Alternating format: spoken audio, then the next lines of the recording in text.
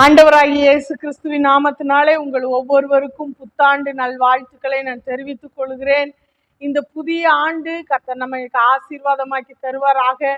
கடந்த ஆண்டிலே நாம் சந்தித்ததான துன்பங்கள் துயரங்களுக்கு ஈடாக கர்த்தர் இந்த புதிய ஆண்டிலே நம்மை மகிழ செய்வாராக. மோசே ஜெபிக்கிறது போல நாங்கள் துன்பத்தை கண்ட வருஷத்துக்கு சரியாய் எங்களை மகிழ்ச்சியாக்கும் அந்த கிருபையை கர்த்தர் நமக்கு தந்தருள்வாராக. வருஷத்தை நன்மையால் முடிசூட்டுகிற கர்த்தருடைய கரத்திலே நம்மை அர்ப்பணிப்போம். இந்த புதிய வருடம் நமக்கு ஒரு ஆசீர்வாதமாய் நன்மையை பரத்திலிருந்து கொண்டு வருகிற ஆண்டாய், பரிபூரணத்தை நம்முடைய வாழ்க்கையில் கட்டளையிடுகிற ஆண்டாய் வெளிப்படட்டும் என்று சொல்லி நான் உங்கள் ஒவ்வொருவரையும் வாழ்த்துகிறேன். இந்த புதிய ஆண்டிலும் கர்த்தர் நமக்கு கொடுத்ததான வாக்குத்தத்தமான வார்த்தை உபாகமத்தின் புஸ்தகம் 30ஆம் அதிகாரம் 9ஆம் வசனம். அப்பொழுது உனக்கு நன்மை உண்டாகும்படி உன் தேவனாகிய கர்த்தர் உன் கைகள் செய்யும் எல்லா வேலைகளிலும், உன் கற்பத்தின் கனியிலும், உன் மிருக ஜீவனின் பலனிலும், உன் நிலத்தின் கனியிலும் உனக்கு பரிபூரணம் உண்டாக செய்வார்.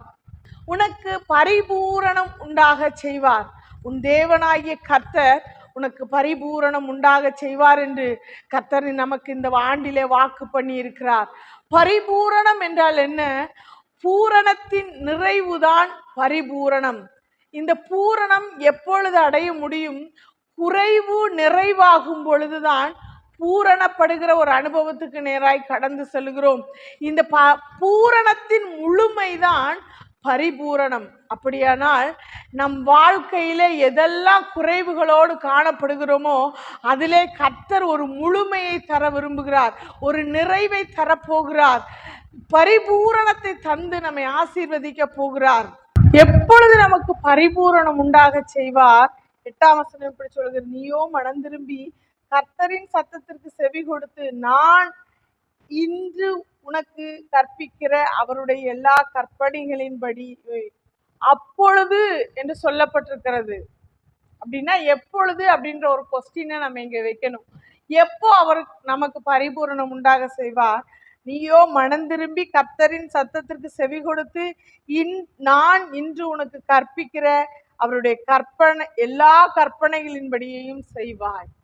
நம்ம மனம் திரும்பி அவருடைய கற்பனைகளின்படி அவருடைய சத்தத்துக்கு செவி கொடுத்து அதன்படி செய்ய நம்மை அர்ப்பணிக்கும் பொழுது நிச்சயமாய் கர்த்தர் நம்முடைய வாழ்க்கையிலே பரிபூரணம் உண்டாக செய்வார். எதிலெல்லாம் நமக்கு பரிபூரணத்தை கட்டளையிடுவார், எந்த காரியத்திலெல்லாம் நமக்கு நிறைவை நமக்கு அருளி செய்வார் என்று வேதம் நமக்கு சொல்லுகிறது. முதலாவது, நம்முடைய கைகள் செய்யும் எல்லா வேளையிலும் அவர் பரிபூரணத்தை கட்டளையிடுகிற கர்த்தர். இரண்டாவது, கற்பத்தின் கனியிலே ஒரு பரிபூரணத்தை கட்டளையிடுகிற தெய்வம்.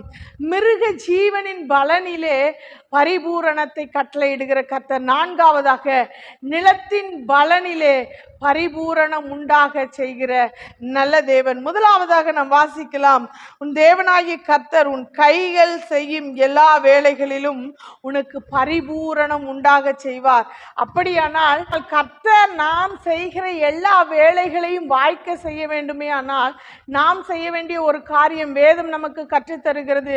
சங்கீதத்தின் புஸ்தகம் 1ஆவது சங்கீதம் 2-3 வசனங்களை நீங்க வாசிப்பீங்கன்னு சொன்னா, கர்த்தருடைய வேதத்தில் பிரியமாயிருந்து இரவும் பகலும் அவருடைய வேதத்தில் தியானமாய் இருக்கிற மனுஷன் பாக்கியவான். அவன் நீர்க்கால்களின் ஓரமாய் நடப்பட்டு தன் காலத்தில் தன் கனியை தந்து இலையுதிராதிருக்கிற மரத்தை போல் இருப்பான். அவன் செய்வதெல்லாம் வாய்க்கும். நம்முடைய வாழ்க்கையிலே நாம் செய்கிற எல்லா வேலைகளிலும் கர்த்தர் சித்தி பெற செய்ய வேண்டுமே ஆனால், பரிபூரணத்தை கட்டளையிட வேண்டுமே ஆனால் அவருடைய வேதத்தின் மேலே நாம் பிரியமுள்ளவர்களாய் இருக்க வேண்டும். இரவும் பகலும் அதை தியானிக்கிறவர்களாய் இருக்க வேண்டும். நம்முடைய நேரம் எல்லாம் வேதத்திலே செலவழிக்கப்படுகிறதா இருக்க வேண்டும். யோசுவாவுக்கு கர்த்தர் சொல்லும்போது சொல்லுகிறார், 1ஆம் அதிகாரம் 7-8 வசனங்களை நாம் வாசிப்போனா, என் தாசனாகிய மோசே உனக்கு கற்பித்த நியாய பிரமாணத்தின்படி எல்லாம் செய்ய கவனமாய் இருக்க மாத்திரம் மிகவும் பலங்கொண்டு திடமனதாயிரு. நீ போகும் இடமெல்லாம் புத்திமானாய் நடந்து கொள்ளும்படிக்கு அதை விட்டு வலது இடதுபுறம் விலகாதிருப்பாயாக. இந்த நியாயப்பிரமாண புஸ்தகம் உன் வாயை விட்டு பிரியாதிருப்பதாக. இதில் எழுதியிருக்கிறவைகளின்படியெல்லாம் நீ செய்ய கவனமாயிருக்கும்படி இரவும் பகலும் அதை தியானித்து கொண்டிருப்பாயாக. அப்பொழுது உன் வழியை வாய்க்க பண்ணுவாய், அப்பொழுது புத்திமானாய் நடந்து கொள்வாய். நம்முடைய வழிகள் எல்லாவற்றிலும், நம்முடைய வேலைகள் எல்லாவற்றிலும் நாம் புத்திமானாய் செயல்பட்டு அதை வாய்க்க செய்ய பண்ண வேண்டுமே ஆனால், அதிலே கர்த்தர் பரிபூரணத்தை கட்டளையிட வேண்டுமே ஆனால், கர்த்தர் நமக்கு எழுதி கொடுத்திருக்கிறதான இந்த வேத புஸ்தகம் நம்முடைய வாயை விட்டு பிரியாதிருக்கட்டும், நம்முடைய இருதயத்தை விட்டு விலகாதிருக்கட்டும். அதை கை கொள்ள நம்முடைய இருதயம் பக்குவப்படட்டும். எஸ்ராவை குறித்து வேதத்திலே வாசிக்கிறோம், இந்த நியாயப்பிரமாண புத்தகத்தில் எழுதியிருக்கிறவைகளின்படியெல்லாம் செய்ய அவனுடைய இருதயத்தை அவன் பக்குவப்படுத்தி இருந்தான் என்று வாசிக்கிறோம். அப்படிப்பட்ட இருதயமாய் நம்முடைய இருதயம் மாறும் பொழுது நிச்சயமாய் நாம் செய்கிற எல்லா வேளையிலும் கர்த்தர் பரிபூரணத்தை கட்டளையிடுவார். யோசேப்பை குறித்து ஆதியாகமம் 39ஆம் அதிகாரம் 2ஆம் வசனத்திலே நாம் வாசிக்கிறோம், கர்த்தர் யோசேப்போடு இருந்தார், அவன் காரிய சித்தி உள்ளவன் ஆனான். 3ஆம் வசனம் இப்படி வாசிக்கிறோம், கர்த்தர் அவனோடு இருக்கிறார் என்றும் அவன் செய்கிற யாவற்றையும் வாய்க்க பண்ணுகிறார் என்றும் அவன் எஜமான் கண்டு. அருமையான தேவ பிள்ளைகளே, நாம் செய்கிற எல்லாவற்றையும், நாம் செய்கிற எல்லா வேளையும் கர்த்தர் வாய்க்க பண்ணுகிறார் என்பதை அநேகர் அறிந்து கொள்ள வேண்டுமே ஆனால் கர்த்தர் நம்மோடு இருக்க வேண்டும், அவருடைய வார்த்தை நம்மோடு இருக்க வேண்டும். அப்பொழுதுதான் நாம் சித்தி பெற்றவர்களாய், பரிபூரணத்தை அடைகிறவர்களாய் நாம் இந்த பூமியிலே வாழ முடியும். இரண்டாவதாக, கர்த்தர் கற்பத்தின் கனியிலே ஒரு பரிபூரணத்தை கட்டளையிட விரும்புகிறார். சங்கீதத்தின் புஸ்தகம் 127 4ஆம் வசனத்தில் இப்படி வாசிக்கிறோம், இதோ பிள்ளைகள் கர்த்தரால் வரும் சுதந்திரம், கற்பத்தின் கனி அவரால் கிடைக்கும் பலன். இந்த அவரால் கிடைக்கிற அந்த பலனிலே கர்த்தர் பரிபூரணத்தை கட்டளையிட விரும்புகிறார். அந்த சுதந்திரத்திலே ஒரு பரிபூரணத்தை கட்டளையிட விரும்புகிறார்.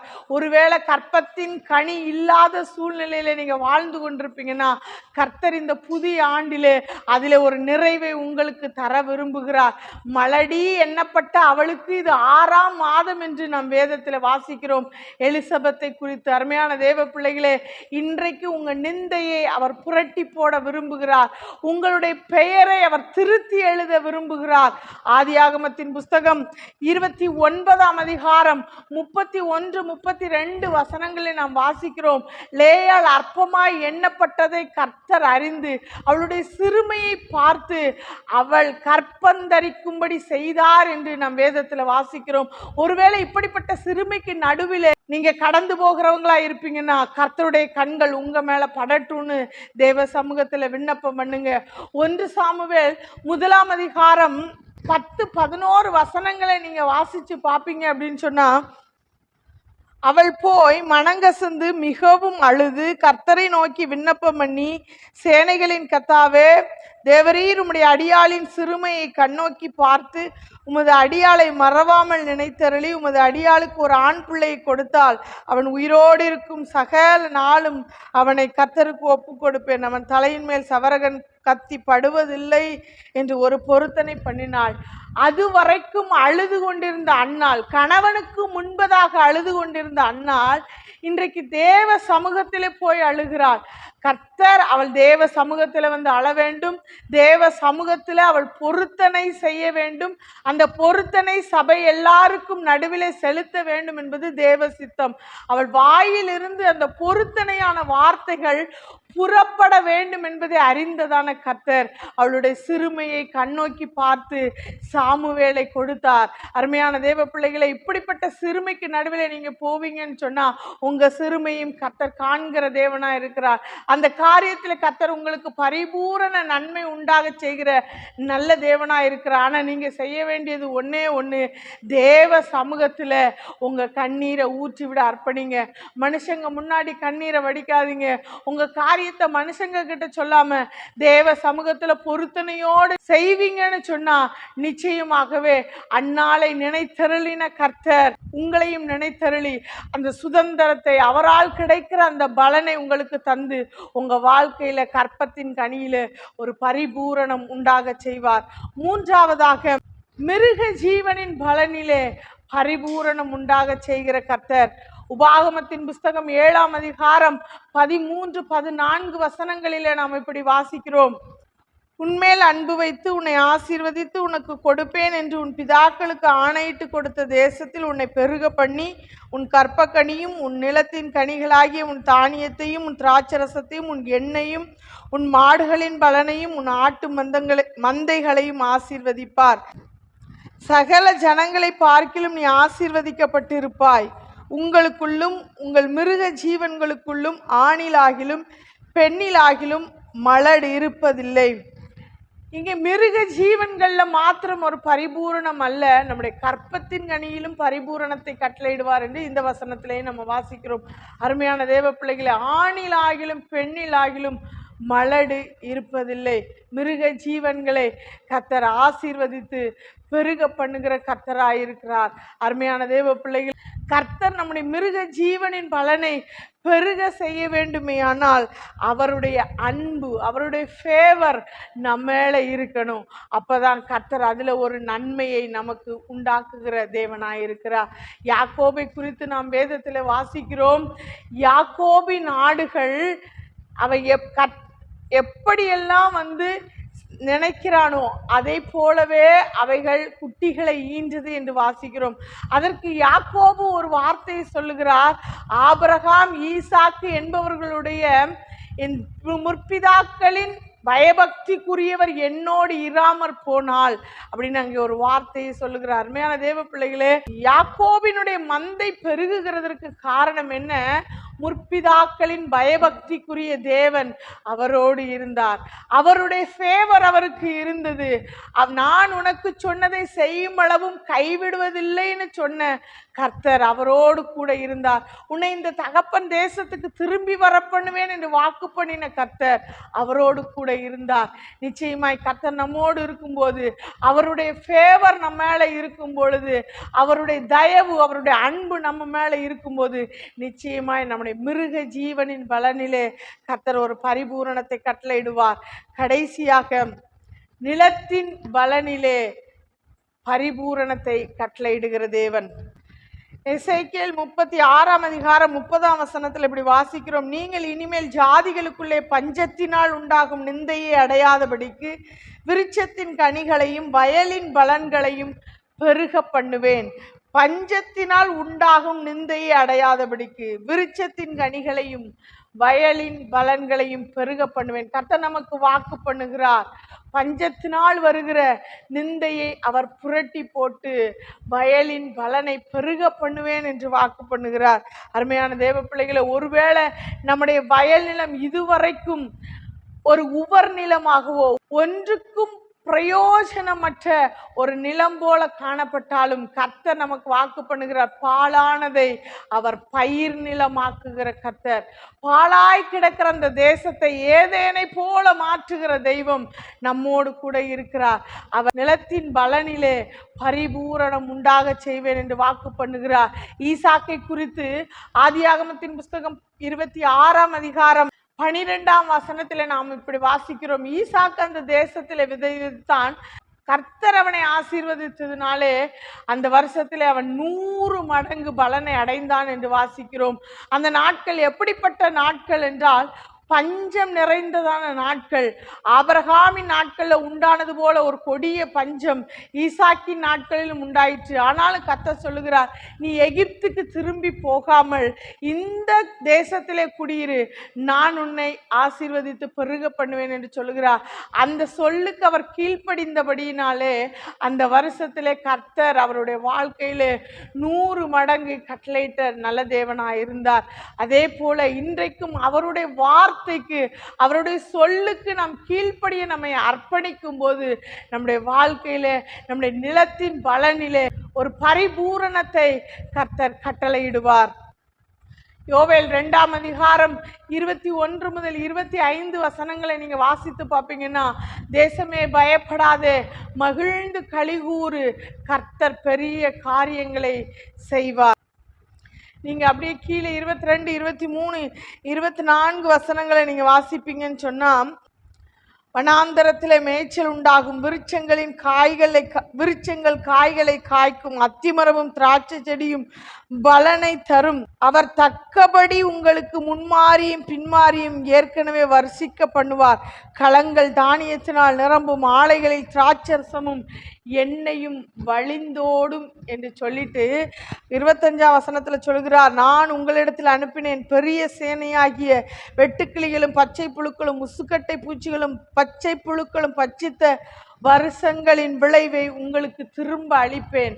எதெல்லாம் இழந்து போனீங்களோ, நிலத்தின் பலனிலே எதெல்லாம் இழந்து போனீங்களோ அதெல்லாம் உங்களுக்கு நான் திரும்ப தருவேன். முன்மாறியும் பின்மாறியும் நான் வருஷிக்க பண்ணுவேன். அந்தந்த பருவத்தில் நான் உங்களுக்கு மழையை கட்டளையிடுவேன். அறுப்புக்கு வாரங்களை நியமிக்கிற அந்த தேவனுக்கு நம்ம பயந்து நடக்கணும் அப்படின்னு சொல்லி எல்லாம் வேதத்தில் நம்ம வாசிக்கிறோம்.